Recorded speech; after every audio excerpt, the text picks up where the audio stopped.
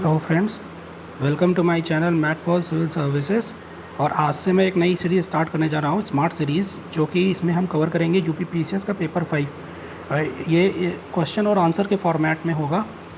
और इस सीरीज़ का एम ये नहीं है कि आपको कॉम्प्रिहेंसिव यहाँ पे हम सिलेबस कवर करेंगे। बेसिकली इंपॉर्टेंट क्वेश्चन जो कि टॉपिक से बन सकते हैं उसे हम यहाँ पे देखेंगे। सो आई होप कि ये सीरीज़ आपके लिए काफ़ी फ्रूटफुल होगी। This something about me, I am Vinay Kumar, और मेरे को यूपी पीसीएस और यूपीएससी दोनों में ही इंटरव्यू का एक्सपीरियंस है। और अब हम लोग अपना टॉपिक स्टार्ट करते हैं। सो हमारे सिलेबस में जो कि पहला टॉपिक है वो है history, culture, civilization and ancient cities of UP.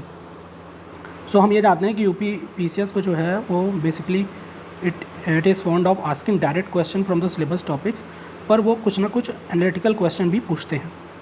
सो ये जो पहला क्वेश्चन मैंने रखा है ये कुछ एनालिटिकल थॉट प्रोसेस पे ही रखा है।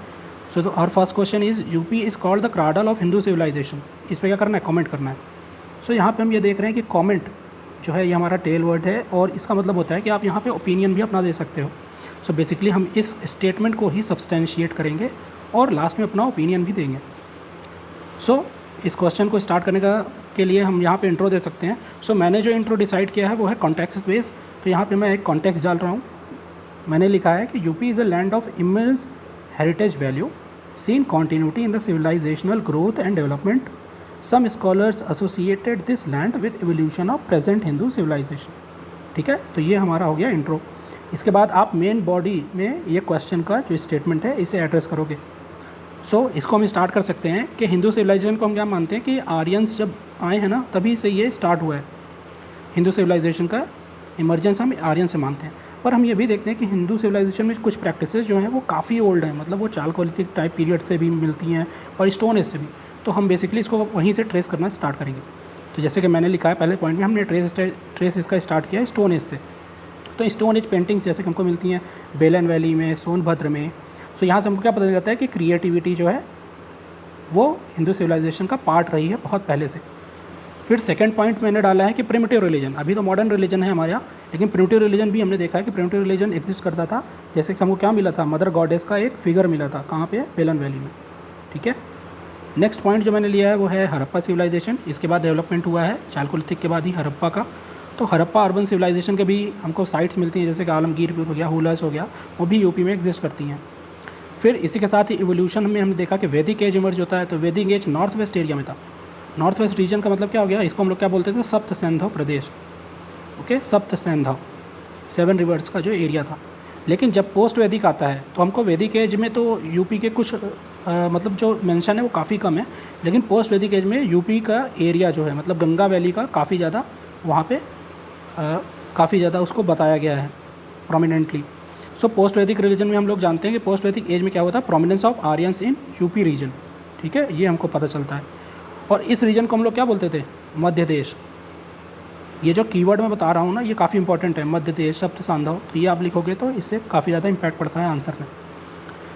फिर पोस्ट वैदिक के बाद आप ये देखते हो कि हमको क्या देखते हैं? पोस्ट वैदिक के साथ ही महाजनपदा के टाइम पे ही इमरजेंस ऑफ सेक्ट देखते हैं हम लोग। कहाँ पे? बुद्धिज़्म हो गया, जैनिज़्म हो गया, चारवाक हो गया। तो ये सब भी हम लोग देखते हैं।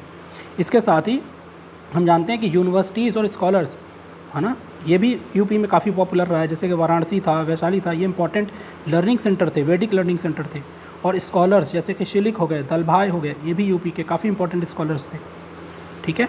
फिर हम लोग जानते हैं गुप्ता एरा। इसके बाद गुप्ता एरा गोल्डन एरा कहलाता है। यहाँ पे हमने देखा कि इमरजेंस ऑफ टेम्पल्स है ना, टेम्पल्स हुआ है काफ़ी। टेम्पल्स का जो कि 5 स्टेज में एवोल्यूशन हुआ, ये यहाँ पे लिखना नहीं है, बस मैं आपको याद दिला रहा हूँ ताकि आप लोग रिकॉल कर सको। तो टेम्पल्स का जैसे 5 स्टेज में एवोल्यूशन हुआ है, वो भी गुप्ता के टाइम पीरियड में हुआ है ना। और लिटरेचर जो कि इंपॉर्टेंट थे, जैसे कि हमारे पास महाभारत हो गया, रामायण हो गया, ये भी इसी वक्त ही कंपाइल हुई हैं। फिर इसमें हम डालेंगे भक्ति मूवमेंट को, क्योंकि हमें अगर मान लो ये कि 8 मार्क्स में आया ये क्वेश्चन तो हमारे पास पॉइंटर्स तो कम रहेंगे और टाइम भी हमारे पास केवल 7 मिनट्स के अराउंड रहेगा। सो आप सारे तो नहीं कवर कर सकते हो, तो इसीलिए हमको बस जो इंपॉर्टेंट पॉइंट्स हो सकते हैं वही यहाँ पे डालेंगे। सो गुप्ता एज के बाद हमने भक्ति मूवमेंट कवर किया। इसको कवर करने का फ़ायदा ये होगा कि आप अगर ये भक्ति मूवमेंट डाल दोगे तो इसमें आप क्या दिखा सको? एक सिनर्जेटिक, जो कि सिंक्रेटिक कल्चर हमारा डेवलप हुआ है। सिंक्रेटिक कल्चर किसकी वजह से? इन्फ्लुएंस ऑफ इस्लाम, या फिर कहें सूफीज़म का इन्फ्लुएंस, जिसको हम लोग क्या बोलते हैं अभी के समय में? गंगा जामिनी कल्चर। सो ये अभी का पॉपुलर कल्चर, तो हमने ये क्या बता दिया कि तब से लेके और अभी तक का पॉपुलर कल्चर ये पूरा इवॉल्व करता गया है ना, ये इवॉल्व करता गया है। और ये हिंदू कल्चर यहीं पे यूपी के रीजन से ही, जैसे जैसे इंडिया कल्चर इवॉल्व किया वैसे वैसे यूपी के कल्चर में हम लोग देखते हैं कि इवोल्यूशन हुआ है। सो इसीलिए तो हम लोग लास्ट में यहाँ पे स्टेटमेंट दे सकते हैं, दैट इज़ वाई कि मतलब ये क्रैडल ऑफ हिंदू सिविलाइजेशन है। ओके, चलो नेक्स्ट क्वेश्चन काफ़ी अच्छा है और ये काफ़ी एनालिटिकल क्वेश्चन है। आप देख सकते हो, हमारा अगला क्वेश्चन है, Banaras is older than history, older than tradition, older even than legend and looks twice as old as all of them put together. ये मैंने स्टेटमेंट उठाई है, ये किसने बोला था? सो ये बोला है मार्क ट्वेन ने। ये स्टेटमेंट मार्क ट्वेन ने बोली थी बनारस के लिए, और ये हमारा टॉपिक है ना एंशिएंट सिटीज़, वहीं से मैंने ये क्वेश्चन बनाया है। सो अब हमें क्या बोला है कि ये पूरे स्टेटमेंट को जो ये दिया हुआ है ना, इसको एनालाइज करना है, वेदर इट इज़ राइट और रॉन्ग। सो वो एनालाइज करेंगे हम लोग। तो यहाँ पे हम देखते हैं, तो हम इंट्रो क्या देंगे, इंट्रो में आप काफ़ी जैसे कीवर्ड ड्रॉप कर सकते हैं, जैसे कि जो काशी है ना, इसको ओल्डेस्ट सिटी माना ही जाता है, oldest city of the world, one of the ancient cities Kashi को बोला जाता है। फिर काशी को जैसे हम लोग देखते हैं, काशी जो है ये वर्ड जो है ये क्या दिखाता है, लाइट को रिप्रेजेंट करता है, तो इसे वो सिटी ऑफ लाइट भी बोलते हैं। फिर सिटी ऑफ नॉलेज भी इसको बोलते हैं। सो ऐसे ही करके आप कीवर्ड्स के साथ स्टार्ट कर सकते हो अपना इंट्रो। ओके, फिर बॉडी में हम जो है वो क्वेश्चन को एड्रेस करेंगे, जैसे कि इसमें बोला गया है कि older than history and tradition, ये जो है बनारस को बोला जाता है कि हिस्ट्री और ट्रेडिशन से भी ओल्ड है।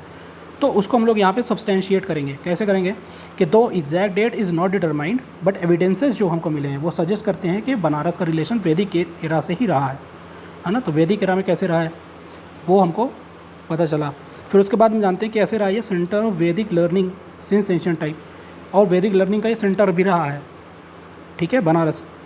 फिर close linkage with Buddhist tradition. अब उसके बाद हम ये बता रहे हैं कि बुद्धिस्ट ट्रेडिशन भी इसका क्लोज लिंकेज रहा है, जैसे धर्मचक्र प्रवर्तन, मतलब कि जब बुद्ध जी ने, गौतम बुद्ध ने अपना पहला जो सरमन दिया था, उसी इवेंट को बोलते हैं धर्मचक्र प्रवर्तन, ये दिया था सारनाथ में। सो इससे पता चलता है कि इसका क्लोज लिंकेज रहा है बुद्धिज़्म से भी।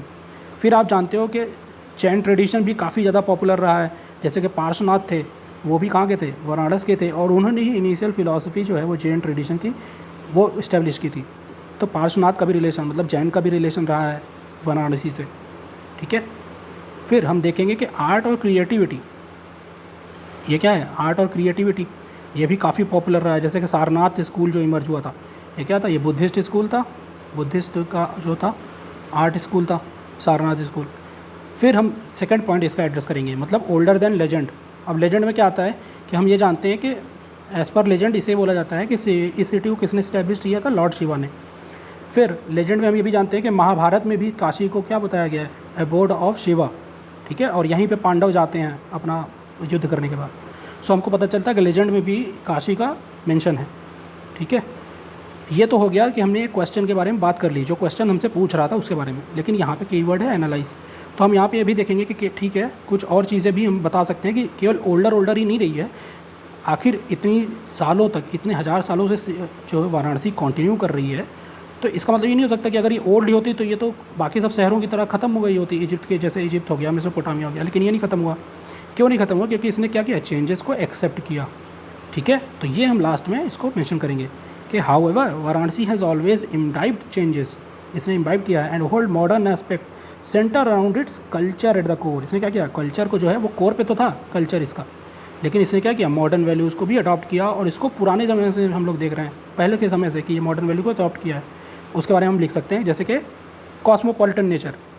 कॉस्मोपॉलिटन नेचर ये अभी नहीं हुआ है वाराणसी का, ये तो बहुत सालों से, जो कि ह्यून संग ने बताया था, ठीक है, ये तो चाइनीज़ ट्रेवलर था जो कि आया था।